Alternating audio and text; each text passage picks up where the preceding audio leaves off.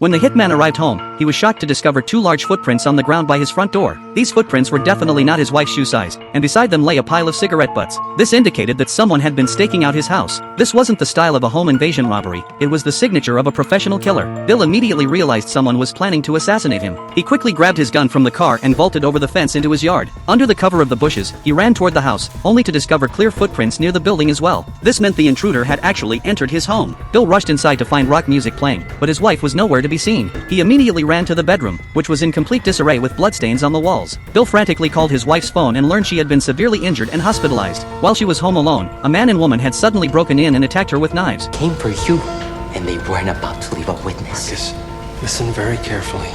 I promise, I swear to you, nothing like this will ever be allowed to happen again. His wife's brother told Bill that the ruthless pair had fled in a green taxi after critically injuring his sister. Upon hearing this, Bill immediately transferred his wife to a private hospital, then returned home and went straight to his backyard. As a top-tier assassin, he had hidden emergency equipment throughout his house that his wife knew nothing about. After retrieving the weapons he needed, Bill disguised himself as a tourist and drove into the city to search for green taxis. When he spotted one, Bill didn't get out immediately. Instead, he quietly noted which company it belonged to. That evening, when the streets were less crowded, he tracked down the taxi company. Pretending to have an urgent matter, he approached the office, then stepped back, pulled on a mask, and drew his gun. The moment the manager opened the door, Bill shot him dead. Bill then entered the management office and accessed all the taxi driving records. He discovered that one vehicle had been near his house 2 days earlier. After exiting the search page, he used the vehicle information to identify the corresponding driver. Having obtained all the useful information he needed, Bill deliberately ransacked the management office and scattered some cash around to make it look like a robbery, then left. Early the next morning, Bill waited outside the garage. When he saw the driver emerge in the green taxi, he immediately followed.